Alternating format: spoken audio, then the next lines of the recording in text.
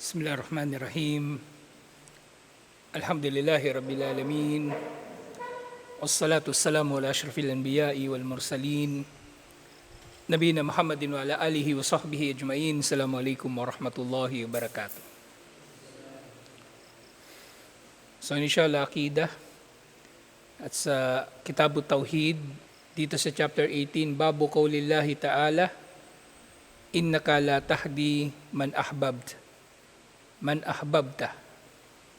Kabanata tungkol sa sinabi ni Allah, tunay na ikaw ay hindi naggagabay sa sino mang naisin mo na magabayan o naisin mo na gabayan. Hindi ikaw ang naggagabay, kumbaga, at hindi porke gusto mong magabayan ay magagabayan. So sinabi rito, ishrah hadihil ayah wa bayyin sababu nuzuliha. Ipaliwanag ang aya na ito at ipaliwanag ang dahilan ng pagbaba ng aya na ito. So, mga aya sa Quran, alhamdulillah, dahil itinala ito ng mga sahaba, nababanggit din nila ang mga sababun nuzul, mga dahilan o mga circumstances o mga pangyayari na may kinalaman sa pagbaba ng aya na yon.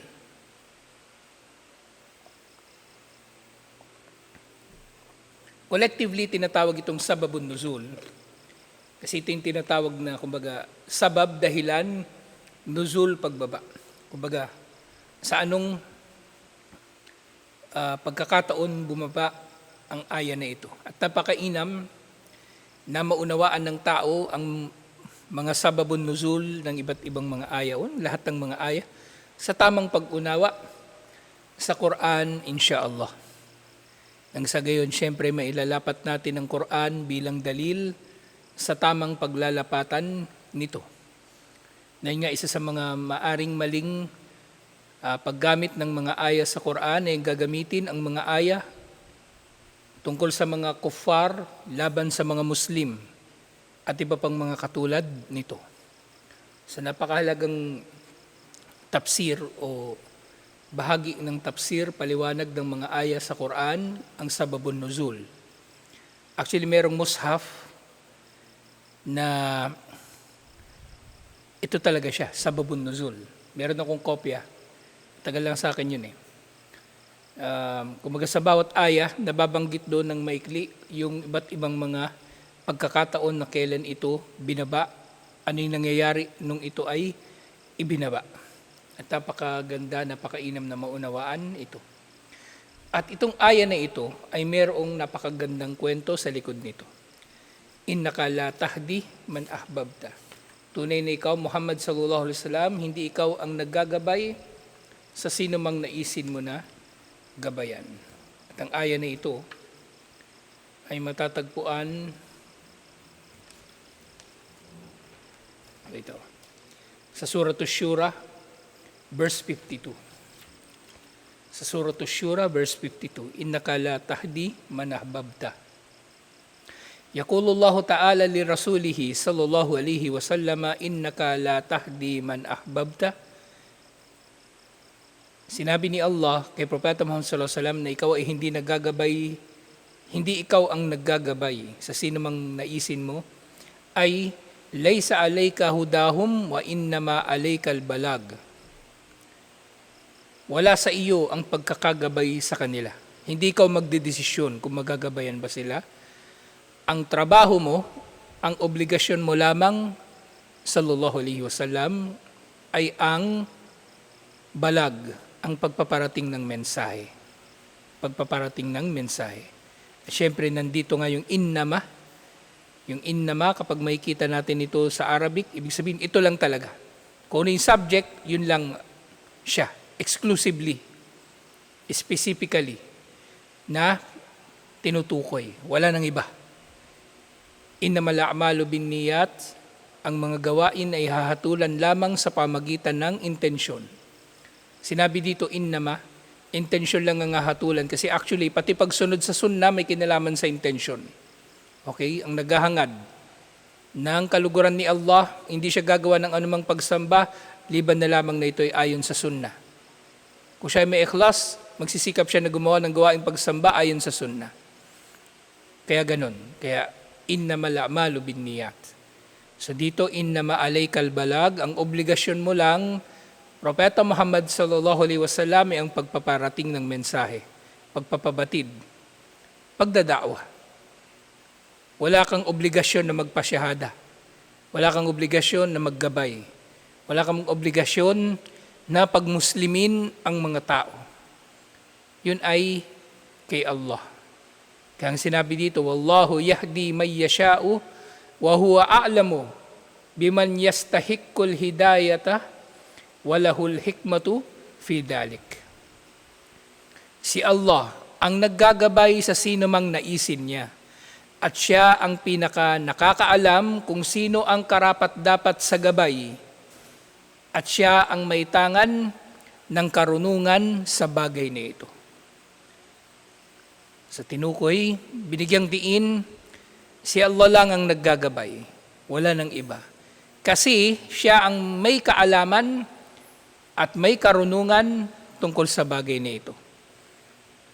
Kaalaman sa kung sinong karapat-dapat na gabayan at karunungan kung sino ang dapat na gabayan. Sa parehong bagay na ito, umiiral, kumbaga yung kanyang kaalaman at karunungan, dito nakapundasyon kung sino ang gagabayan ni Allah. Dito nakapundasyon kung sino ang gagabayan ni Allah. Ang trabaho natin, magda'wa lang. Tayo ngayon, kumbaga ang trabaho natin ay magda'wa lang. Hindi natin kailangan yung shahada modus. Hindi natin kailangan yung da'wa pogi. Hindi natin kailangan yung kung ano-anong modus meron ngayon sa da'wa. Ang obligasyon natin ay ang magparating ng mensahe, maganyaya patungo kay Allah. Ngayon walang magmumuslim, wala kang picture, wala kang video, walang problema. Wala kang obligasyon doon. Hindi natin trabaho yun. Ang trabaho natin ay ang anyayahan ng mga tao patungo kay Allah. Ayaw nilang tumugon, edi wag. Wala tayong kasalanan, natupad na natin ang ating obligasyon, inshallah. Bagkus kasalanan pa nga magiging kasalanan pa kung ang mangangaral, ang daiya, ang tagapag-anyaya tungo kay Allah, ay lalampas sa hangganan na ito ng balag, ng pagpaparating. Okay? Wala na tayong kinalaman, liban pa rito. Kumbaga, hindi natin kailangan pilitin yung tao magsyahada, o hindi natin sila kailangan linlangin, hindi kailangan pangakuan ng kung ano-ano, na yun nga, dahil naging modus na, naging trabaho na, naging negosyo na para sa marami ang da'wa, wala na. Kung ano-ano na lang pinaggagawa nila. Sukdulang paartihin nila yung mga tao na magtataas ng daliri, magre-recite ng shahada, bibidyohan, papasa sa sponsor, pera na. Tapos na ang trabaho. Hindi ganoon. Ang trabaho natin ay ang magda'wa lang. Napakaganda ng kabanata o ng aya na ito. Lalong-lalo na para sa sino man na nagmamalasakit na mag-anyaya patungo kay Allah. Isa ito sa mga bagay-bagay na dapat una nating maunawaan. Masakit pakinggan, di ba? Lalo na kung matagal ka nang namulat sa da'wa, na yung da'wa mo katulad ng ginagawa ng mga marami sa nagdada'wa ngayon. Kaya walang may gusto sa akin eh. Walang maraming galit sa akin sa totoo lang. Hindi nila ako type. Kasi sinasabi ko yung totoo. Alam ito ng iba.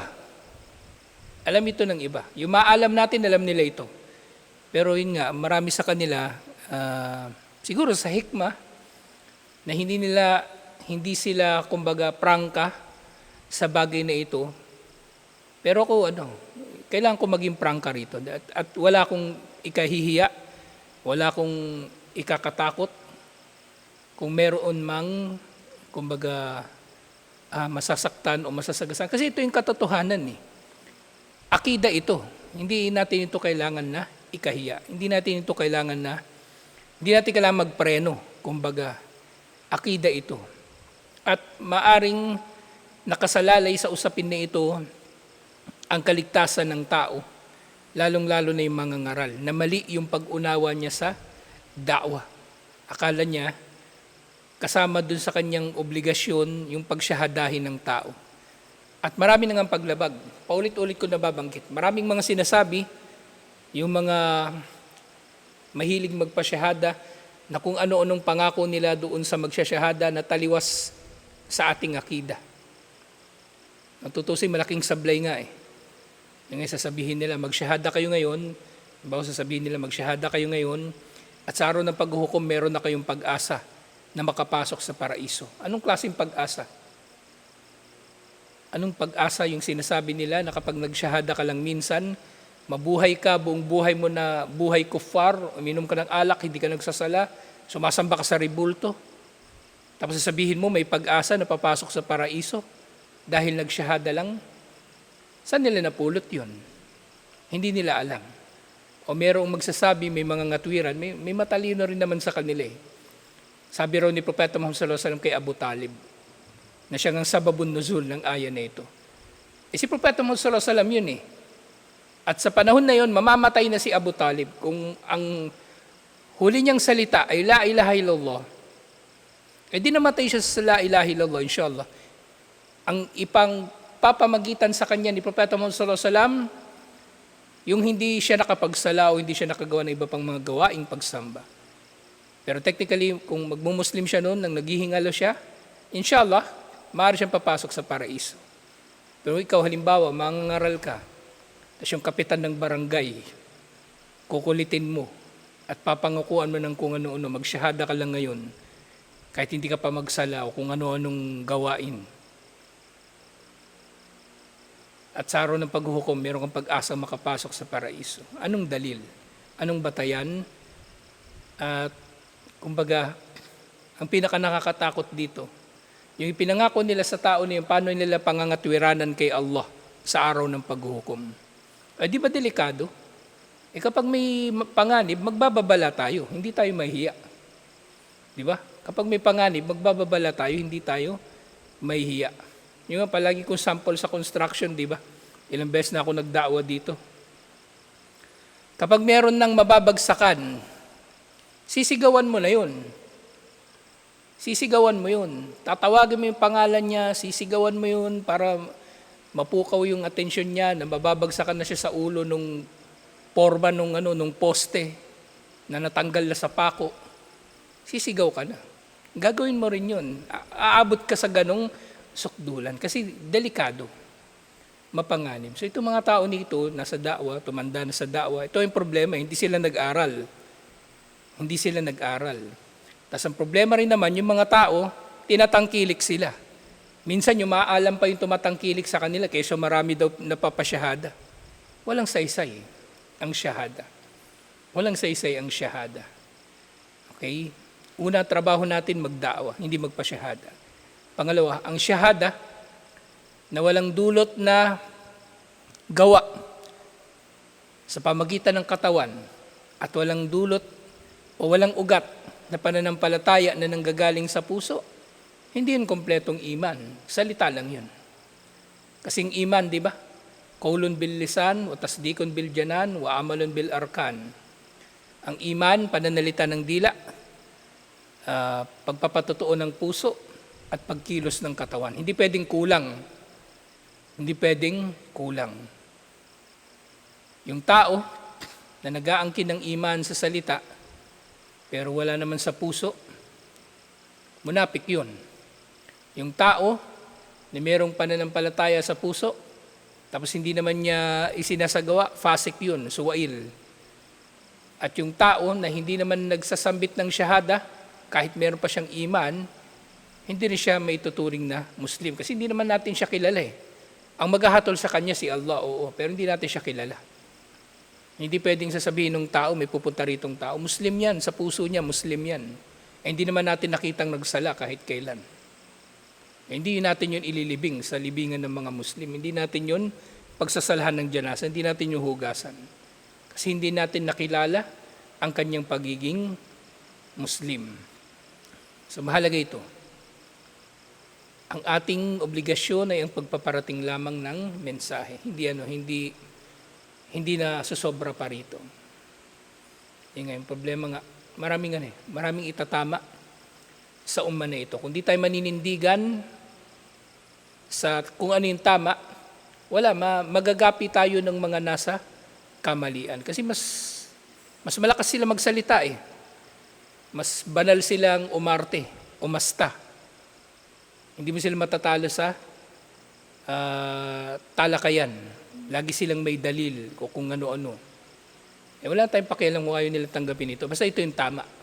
Kaya nga natin pinag-aaralan ito yan. Tagal-tagal natin sa libro na to. Ilang buwan na tayo rito. Kitabut Tauhid. Kasi mahalaga ito. Ngayon, bahala silang yung buong buhay nila, gugulin nila sa pagpapasyahada. Bahala sila, managot sila sa kanilang ginagawa. So tayo, nakapokus tayo sa kung ano ang mas mahalaga, inshallah. Kaalaman na magiging pundasyon ng ating mga pananalita, ng ating paniniwala at ating mga gawa, inshallah. Kaalaman lalong-lalo na dito sa bagay na ito, sa da'wah na pinagkakaabalahan ng maraming tao ngayon. Okay? Maraming tao ang nauhumaling talaga sa da'wah. Nauhumaling, ibig sabihin, gusto talaga nila yung da'wah. Naengganyo sila na magda'wah sa iba't ibang dahilan. So maaring sa pagmamalasakit talaga sa relihiyon, umaring yung iba-iba, material. Naengganyo sila magda'wah kasi may pagsikat, may pera, may chicks.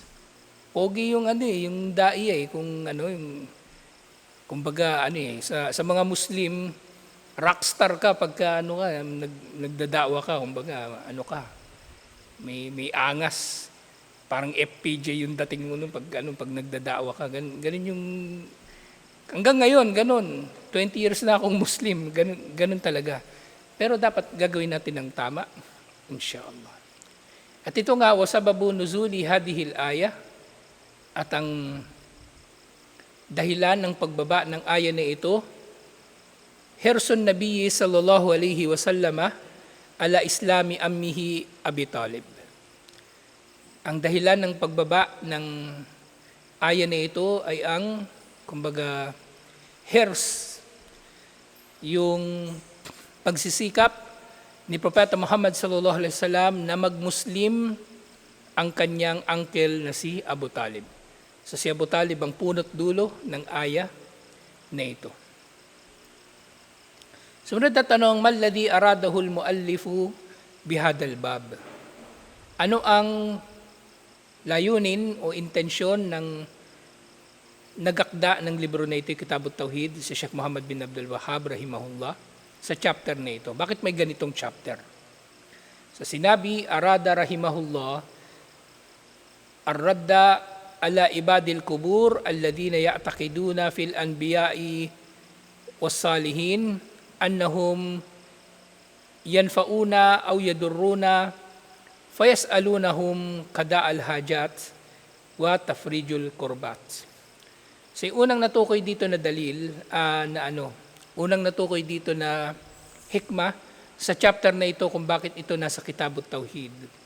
Kung kanina iniugnay natin ang aya na ito sa da'wah na siyang kinuhumalingan ng marami ngayon.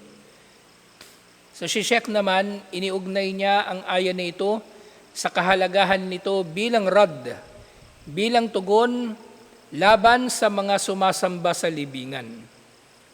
Silang mga naniniwala na ang mga propeta at ang mga mabubuting tao na nakalibing, na namatay na, kilalaman o tukoy kung saan ang kanilang libingan o hindi, silang mga naniniwala na ang mga ito ay magbibigay sa kanila ng kabutihan o magdudulot ng kasamaan, na dahil dito sila ay humihiling sa mga tao na ito, sa mga propeta na ito at mabubuting tao na kanilang dinadasalan, na sila ay humihiling sa mga ito na tulungan sila, na matupad ang kanilang mga pangangailangan at mailigtas sila mula sa kasamaan, mula sa mga pighati, mula sa mga problema. So kaya ito inilagay sa Kitabut Tauhid. Ito yung isa sa mga pananaw dito. Pero tayo lang, kasi tinatalakay natin ito kung paano natin ito ma-apply sa sarili nating buhay. May kinalaman din ito sa tamang pag-unawa sa da'wah. Inshallah. Kumbaga dito, inilagay ito ni Sheikh rahimahullah kasi inakala ng mga tao na sumasamba sa mga propeta at mga mabubuting tao na nakalibing na nakakapaggabay sila. Itong mga propeta. Pero hindi nga. Si Allah mismo nagsabi, hindi ka maggagabay, hindi ikaw ang naggagabay, Propeta Muhammad sallallahu alaihi wasallam, nung buhay siya. Paano pa kaya kung patay na siya? Di mas wala siyang magagawa. Wala siyang magagawa. Kung si Propeta Muhammad sallallahu alaihi wasallam, nung buhay siya, hindi siya naggagabay. Nung patay na siya, mas wala siyang magagabayan. Lalo na rin yung iba pang propeta. At lalo na yung hindi naman propeta. Mas wala silang magagawa na anuman. Kabutihan, kasamaan, wala silang maidudulot sa mga tao na anuman mula rito. So dito nag-focus sila sa usapin ng akida, sa akida, at sa pagtugon sa shirk sa pamagitan ng aya na ito. Sumunod na tanong, Udkur anwa'ul hidayah mat tamthil wa ma hiya al-hidayatul manfiyah fi hadal bab. So banggitin daw ang iba't ibang uri ng hidayah o gabay at ano ang gabay, kumbaga gabay na itinatanggi sa chapter na ito. So sinasabi, al-hidayatu naw'an, ang gabay daw ay merong dalawang uri. Una, hidayatut tawfiq, wathani, hidayatut dalala. Sa yung tawfiq, alam na natin, di ba? Iting gabay na diretsyong dumarating sa puso. Direktang mula kay Allah. At yung hidayatud dalala, iting gabay na pinapadaan ni Allah sa pamagitan ng mga pangaral. Khutbah, lecture, mga tao na nagbabawal sa kabutihan, nag-uutos ng kabutihan at nagbabawal sa kasamaan.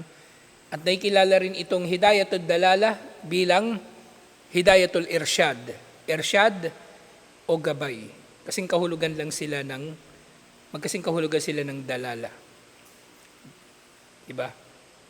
Yung dalala, may kinalaman ito sa salitang dalil, yung batayan, at yung irsyad, may kinalaman ito sa salitang rashid, yung kumbaga nagabayan, o matino, depende sa konteksto ng salita na ito.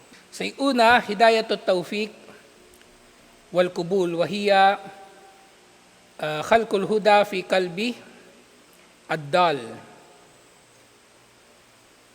So, ang tawfiq, ito yung gabay ni Allah na dumarating sa tao sa pamagitan ng pagtanggap niya sa gabay na dumarating sa kanyang puso. Lalong-lalo na doon sa tao na naliligaw. So, merong tao na naliligaw, darating sa kanyang gabay at ito'y tatanggapin niya, yun ay tawfiq. Yun ay tawfiq. So, binanggit lang dito yung kalbud dal, pusong ligaw. Kumbaga, para lang ma-emphasize na ang tawfiq ay direktang dumarating sa puso. Okay, pero syempre, kung hindi ka naman ligaw, darating pa rin sa iyong tawfiq. Meron pa rin tawfiq na darating sa iyo, inshallah. Wahiyal manfiyatu fi hadal bab. Wala yamlikuha illallah. At ito daw ang uri ng hidayah na manfiya sa chapter na ito. Manfiya, ibig sabihin itinatakwil, itinatanggi. Katulad doon sa la ilaha illallah. Na dalawa ang bahagi nito, di ba? An-nafi at ithbat. Sa parehong konteksto, manfiya ito dito sa kabanata na ito dahil la yamlikuha illallah. Walang nagmamay-ari nito, walang nagtataglay nito, liban pa kay Allah subhanahu wa ta'ala. Okay, walang sino man ang makakapagpadala ng tawfiq liban kay Allah. Si Propeta Muhammad sallallahu alaihi wasallam hindi. At lalo naman yung mga sinasamba ng mga tao, ng mga santo na nandun sa kanilang mga libingan. Hindi ito makakapagbigay sa kanila ng tawfiq. Okay, yung tawfiq ay galing lang kay Allah. Si Jibril alayhi salam di nagbibigay ng tawfiq. Galing lang talaga ito kay Allah. Okay, gamitin man ni Allah si Jibril para malaman ni Propeta Muhammad sallallahu alaihi wasallam ang ilang bagay sa pamagitan ng wahi, galing pa rin yun kay Allah. Hindi yun nanggaling sa sarili ni Jibril alayhi salam. Sa halimbawa dito sinabi ni Allah, ito nga, innaka la tahdi man ahbabta. Hindi ka tunay na ikaw ay hindi naggagabay sa sino man na naisin mo. Ibig sabihin, gabay na taufik. Ito yun. Hindi ka nakakapagbigay ng taufik sa sino mang naisin mo. Naintindihan ba ninyo? Ibig sabihin dito, hindi ka nagbibigay ng taufik o Muhammad sallallahu alaihi wasallam sa sino mang naisin mo. Kasi ang pwede mo lang gawin, yung pangalawa, yung dalala o yung irsyad. Pwede kang maggabay, kumbaga, mag-e-effort ka na maggabay, mangaral ka, magdaawa ka, magsalita ka sa kanila, kausapin mo sila, bigyan mo ng libro. Hanggang dun lang. Pero yung maparating mo sa puso nila ang gabay, wala na. Wala na tayong kakayanan doon. Na nga, innaka la tahdi man ahbabta, ay la takhluqut tawfiq fi kalbi man adallahullah. Isa sa mga kahulugan ng aya na ito, hindi ka makakalikha ng taufik o ng gabay na darating sa puso ng sino mang iniligaw na ni Allah. Okay? Hindi mo yun magagawa. Pero yung pangalawa, magagawa natin. Ito na nga yung hidayatud dalala. Wal bayan. Ito na yung gabay sa pamagitan ng paggagabay, sa pamagitan nga ng pangangaral, at bayan, pagpapaliwanag. Pakikipag-usap, pagsasalita, pag-i-speech, bayan din yung tinatawag doon. Bayan din ang tawag doon.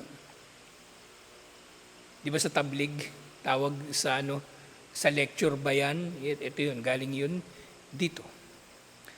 So yun nga, wa innaka latahdi ila siratim mustaqim. Tunay na ikaw, Muhammad sallallahu alaihi wasallam, inagagabay tungo sa matuwid na landas. So dito, sa Surah Ash-Shura, mali pala yung kanina. Yung kanina pala, hindi Surah Ash-Shura. Surah Al-Qasas, verse 56. So ngayon ito, Surah Ash-Shura, verse 52. Ito yung Surah Ash-Shura pala. Innaka tahdi ila siratim mustaqim. Tunay na ikaw ay naggagabay tungo sa matuwid na landas. Pero itong gabay na ito, hindi ito gabay na taufik. Ito ay gabay na irsyad, dalala, o bayan. Pangangaral lang. Fahuwal mubinu anillahi o mubayyin. Fahuwal mubayyinu anillahi waddalu ala dinihi wa syar'ihi. At ito nga, ang tinutukoy dito na gabay, yung wa innaka latahdi, tunay na ikaw ay katiyakang naggagabay tungo sa matuwid na landas, ito ay ang pagpapabatid mula kay Allah ng anumang gabay o batayan na may kinalaman sa relihiyon at may kinalaman sa pagsasabatas ni Allah. So ito lang yung pwede nating gawin, alhamdulillah. So ito yung panimula sa chapter na ito, inshallah, mahaba-haba pa ang chapter na ito tungkol sa aya na ito at meron pang mga hadith inshallah na matatalakay natin. At yun na yung kabuuan nung nangyari doon sa mga huling sandali ni Abu Talib na mainam din nating mapag-aralan, inshallah. Basta mahalaga, natalakay natin ngayon ito na kung ano yung mahalagang malaman natin, kinalaman nito sa akida at kinalaman nito sa ating pinagsusumikapan na da'wa, inshallah. Dahil tayo ay hindi nangangaral, nag-aanyaya patungo kay Allah subhanahu wa ta'ala sa paraan na hula-hula lang. Okay, hindi tayo nanguhula ng paraan ng da'wa. Diba? Kaya nga dun sa Surah Yusuf, sinabi ni Allah, "Qul hadihi sabili ad'u ila Allahi ala basira, ana wa man ittaba'ani." Sabihin mo, Muhammad sallallahu alaihi wasallam, ito ang aking landas. Nag-aanyaya ko patungo kay Allah, ala basira, ayon sa basira, tiyak na kaalaman. ako at ang mga sumunod sa akin. So ang da'wa, hindi ito bara-bara. Ang da'wa, hindi ito pakapalan ng muka. Ang da'wa, hindi ito papogian. Ang dami nilang naisip na ipangangatwiran kung paano nila sinusukat yung husay ng kanilang da'wa. Isa lang ang sukatan ng husay, hindi naman sa da'wa. Ito ay kung paano nila ito nagagawa ayon sa sunnah ni Propeta Muhammad sallallahu alaihi wasallam. Yung dami ng nagsasyahada, hindi yan sukatan. Yung laki ng pondo mo, hindi yan sukatan. Yung yabang mo, hindi yan sukatan. Galing mo magsalita, hindi yan sukatan. Ang sukatan ay kung paano ka magda'wa ayon sa kaalaman. Siyempre, yung kaalaman na ito ay kaalaman sa da'wa ayon sa sunnah ni Propeta Muhammad sallallahu alaihi wasallam. Magdada'wa tayo ayon sa tiyak na kaalaman, hindi hula-hula lang. Porque inabutan mo si Ibrahim Mata, ganyan magda'wa, ganun ka na rin. Inabutan mo si Omar Penalver magda'wa, ganun ka na rin. Inabutan mo si Abdul Karim Kumabig, ganun magda'wa, ganun ka na rin. Hindi pwede. Kung mali sila, mali sila. Hindi pwedeng magiging tama yon. Kung malaman mo na kung ano yung tama. Panghawakan mo yung tama. Okay? Panghawakan mo yung tama. Inshallah. Alabasira anawamanit tabaani, ako at ang mga sumunod sa akin. So yung mga hindi nagdada'wa, ayon sa kaalaman, hindi sila tunay na sumusunod kay Propeta Muhammad sallallahu alaihi wasallam. Ito yung panghahawakan natin. Ano pa man ang sabihin nila. Itakwil man nila tayo, wala tayong magagawa. Bahala sila, gawin nila yung gusto nila. Kaya, sabihin ko sa inyo, 20 years na ako sa da'wa. Hindi ako sumisikat, hindi ako tinatangkilik masyado ng tao. Kasi marami akong nababangga eh. Ngayon kung gusto niyo sikat kayo, maraming kompromiso. Baka pananagutan pa ng tao sa kabilang buhay. Ang mahalaga, di baling kamuhian ka ng tao, basta ikaw ay nasa katotohanan, inshallah. Katulad nga dun sa hadith, manilta masaridallahi bisaktin nas, radiyallahu anhu, waradi anhun nas. Sino man ang maghangad ng kaluguran ni Allah, kahit pa mamuhi sa kanyang mga tao, kalulugdan siya ni Allah, at dudulutin ni Allah na kalugdan siya ng mga tao na karapat dapat na malugod sa kanya. Yung matutuwid din, inshallah, malulugod sa'yo. Pero yung kupal, galit talaga sa'yo yun kapag naninindigan ka sa katotohanan. Okay? Kaya tablado ako sa parok nung una pang panahon. Samantalang kasama ako sa mga nagtatag nun. Pero tinabla na nila ako ng tinabla. At yung karugtong ng hadith, manilta masaridan nasi bisaktillah. Sino man ang maghangad ng kaluguran ng mga tao kahit kamuhian siya ni Allah, sakit Allahu anhu wa sakita anhun nas. Sino man ang hangarin niya ang kaluguran ng tao kahit kamuhian siya ni Allah, kamuhian talaga siya ni Allah. At dudulutin ni Allah na kamuhian siya ng mga tao na karapat dapat na mamuhi sa kanya. Yung matutuwid. Yung mga matutuwid. So nga rin natin palagi yung kaluguran ni Allah at dudulutin ni Allah na mahalin tayo ng mga karapat dapat na magmahal sa atin. Hindi lang yung sikat tayo kasi actually yung kasikatan hindi rin yan proof na sa da'wa ha. Yung kasikatan ng sino mang mangangaral, hindi yan proof na minamahal siya ng mga tao. Ang marami sa mga tao na yan, kaya ka lang nila tinatangkilik kasi naririnig nila mula sa'yo yung gusto nilang marinig. Bakit sikat si Mufti Menk? Kasi feeling nila pag nakinig sila kay Mufti Menk, papasok na sila sa paraiso. Kasi Mufti Menk, hindi sila nakarinig kay Mufti Menk ng babala. Na mapanganib yan, baka may impyerno ka dyan pag ginawa mo yun. Wala silang naririnig na gano'n. Ahmad Dabir, gano'n din. Feeling nila pagka nakikinig sila doon, papasok na sila sa paraiso kasi wala silang narinig tungkol sa panganib o namang babala laban sa anumang maaring pagdurusahan nila sa mundong ito sa kabilang buhay. Puro paraiso. Yung tinatalakay, puro kabaitan, puro habag ni Allah. Pero nga, ang pag-aaral balanse. Di ba kaya nga palaging magkasama yung targib at tarhib.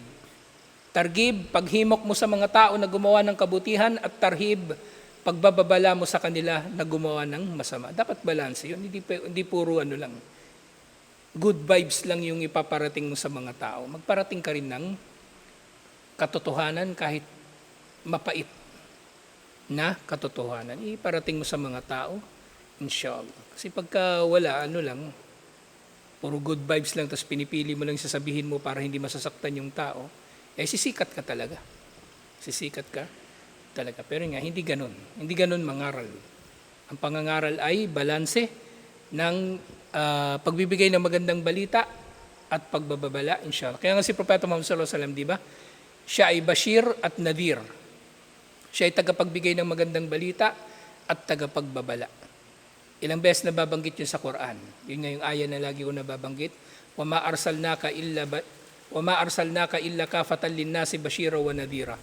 Hindi ka namin isinugo, liban na lamang na para sa lahat ng tao ay tagapagbigay ng magandang balita at tagapagbabala. So ganoon tayo magda'wa, inshallah. Balanse, dapat. So dito lang inshallah. Assalamualaikum warahmatullahi wabarakatuh.